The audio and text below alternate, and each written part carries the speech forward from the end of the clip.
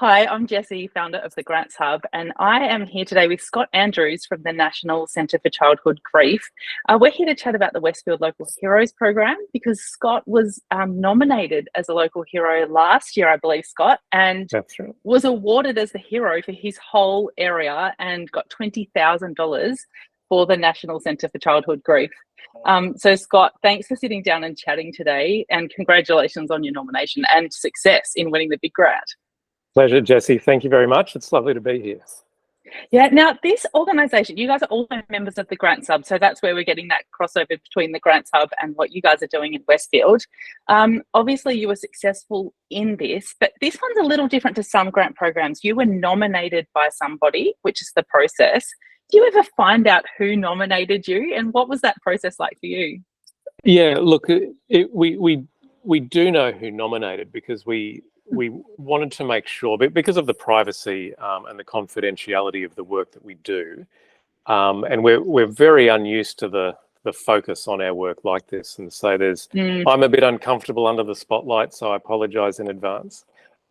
We do know who nominated us, and I think for me that's where the honour of being nominated is, because we've worked with these families for a number of years, and somehow that's translated into being nominated for this award, and it's been a huge boost for us. We're a charity and 85 to 90% community funded, so the $20,000 has made a really big and significant impact in what we do.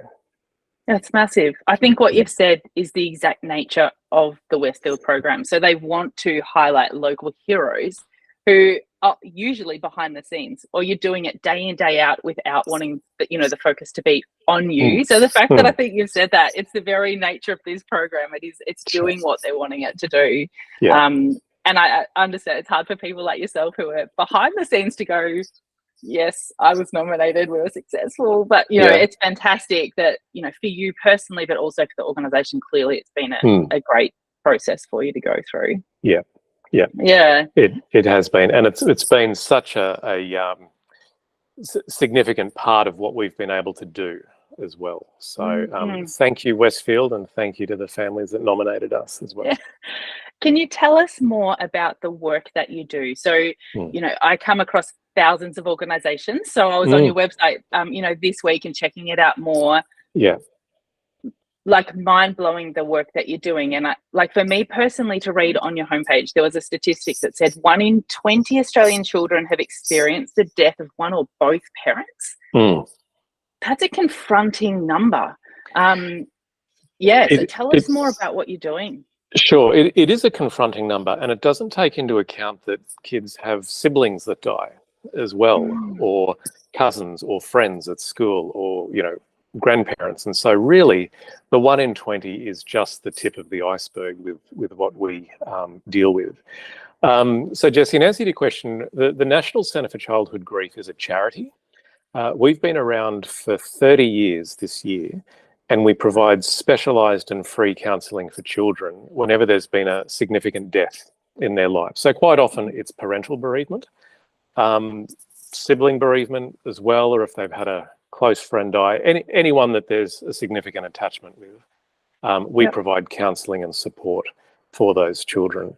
It's free and it's unlimited, so children can come as much as they need to or as little as they need to over the course of that span of time.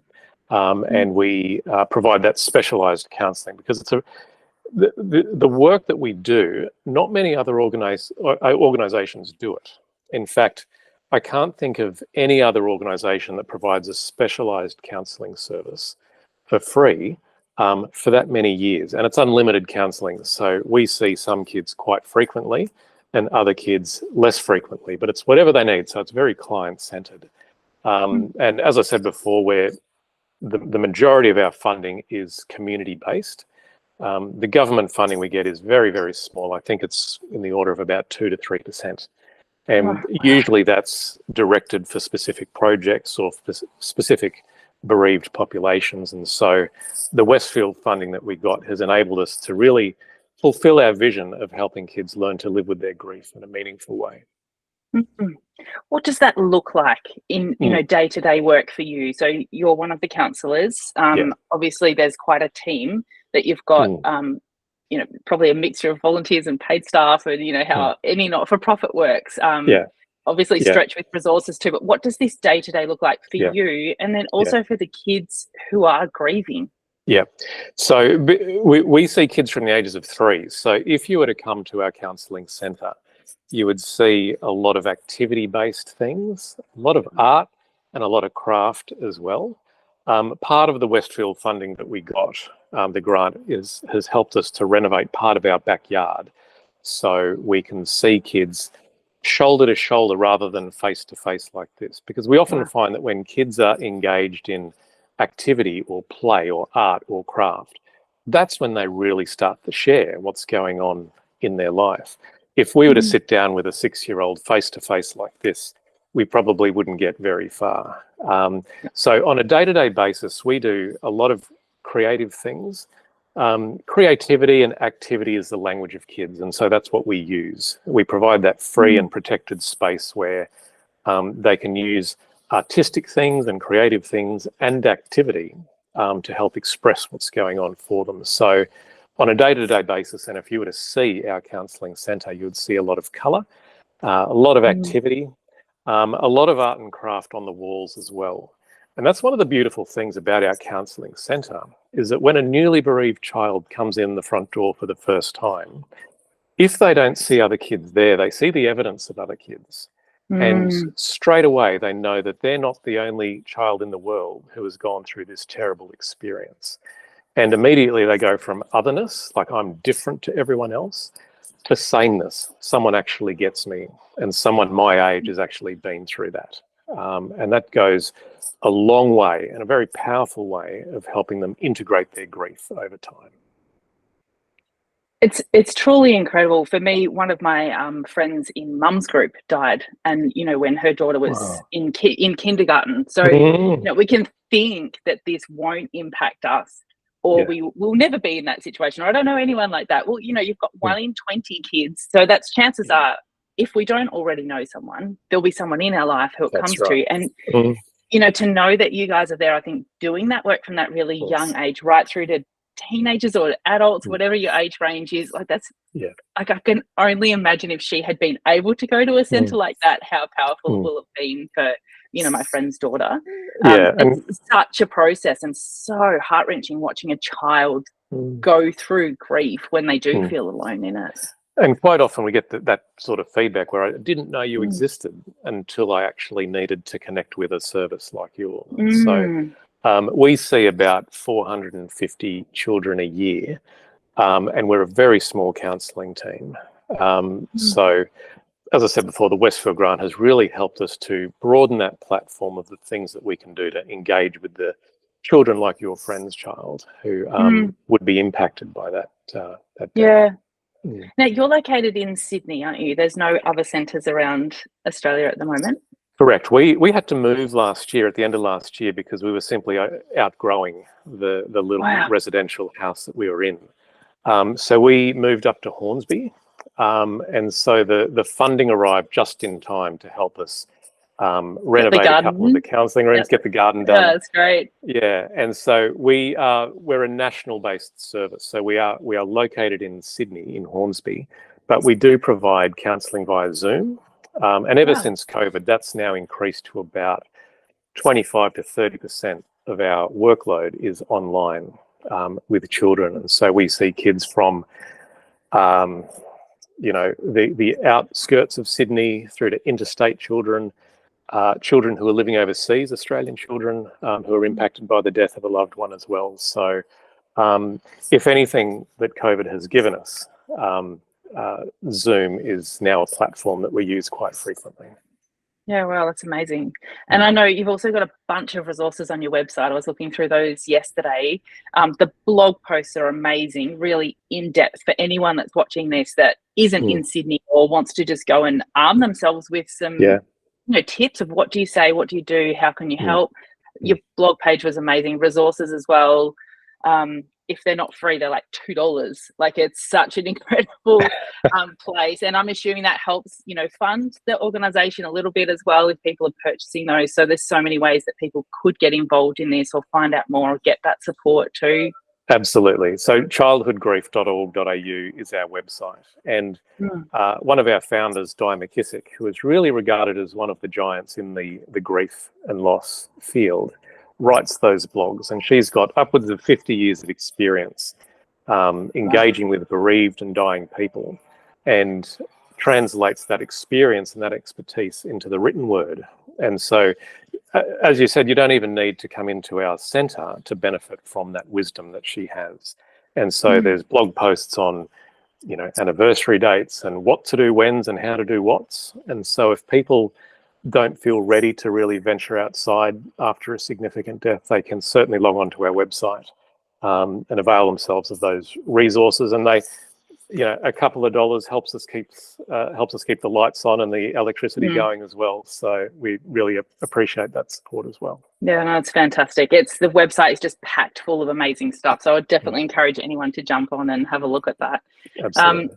Scott, just specifically on the Westfield program, beyond the grant itself, I know a lot of people who get this say it's not just the grant, it's like the publicity, and it's Westfield, they're a massive business. Yeah. So have you experienced that, like, benefits beyond the grant funding itself with the Westfield program? It's hard to say, because when bereaved families do come into contact with us, we sometimes ask about how they heard about us. And sometimes it is through the Westfield grant. Sometimes it's actually not appropriate at that point to ask where they got hold of our name. But the difference that the profile uplift has made has been significant, because we've had other people sort of come to realise what we do, given us their personal story of loss. Sometimes it's older people who experienced significant childhood bereavement and really said, if something like this was around when I was 6 or when I was 10, I think my life would have had a very different trajectory. And so having had that profile uplift has also given us some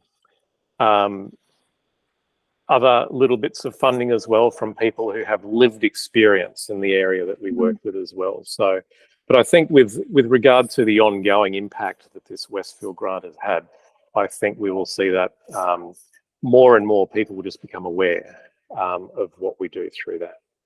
That's fantastic.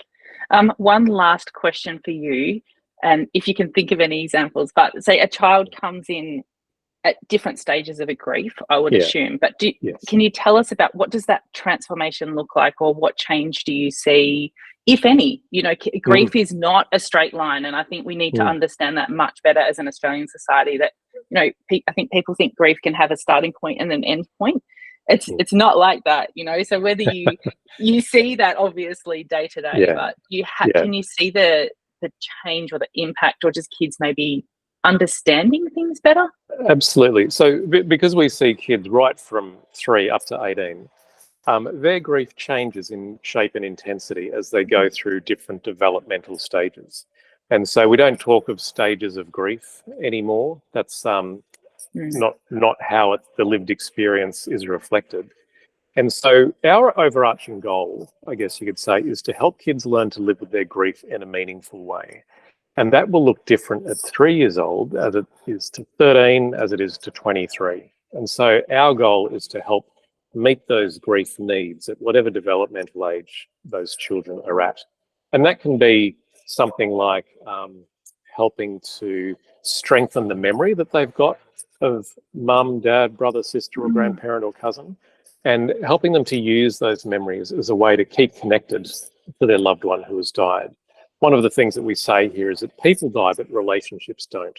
And part of our role is to help them maintain that relationship, that loving connection with someone in their physical absence. So really going from an external relationship with someone to an internal relationship with someone. And also providing a little bit of psychoeducation around what this thing called grief is. Because quite often this is something that they've never experienced before. And it's a real privilege and honour to companion someone through one of the most vulnerable periods potentially that they will have in their life. And so providing a little bit about what grief is, what to expect, and how to manage their grief reactions in daily life so that it doesn't stop them from reaching their potential, whatever that might be. So that can be long haul, that can be long term. So it's really hard to, I guess, talk of progress or talk of things like that, because it's a lifetime, because grief is the price that we pay for love.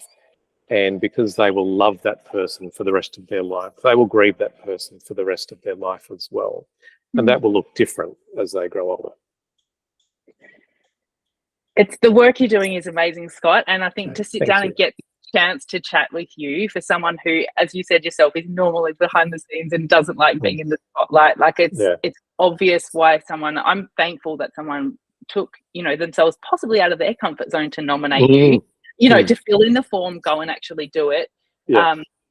I'm so thankful that they did, because this is the outcome of a program like this. So, people watching this who you think, oh, that person really does do a lot behind the scenes and doesn't necessarily get recognised, or the chance to raise profile for an organisation like the National Centre for Childhood Grief. This is amazing. So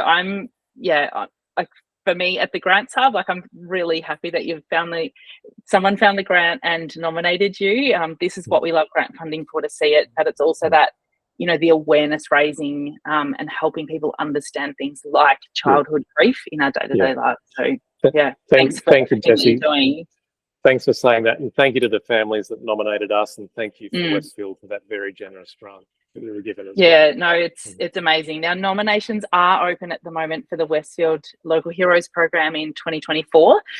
Nominations close on the 18th of March. So it's a very simple nomination form. You can get it by Googling Westfield Local Heroes. It'll be right at the top of your search results. Or also you could go onto the Grants Hub website if that's where you're watching this. It's in our blog section. So thegranthub.com.au/blog. But again, Westfield Local Heroes, nominations close on the 18th of March. You could nominate someone like Scott, who's a local hero, give them some of the recognition that they deserve, plus get up to $20,000 in grant funding for the organisation that they're a part of. So get on it. Think of someone you're going to go and nominate now and get your form in. Thanks again, Scott. Really great to chat with you. Pleasure, Jessie. Wonderful to talk with you as well.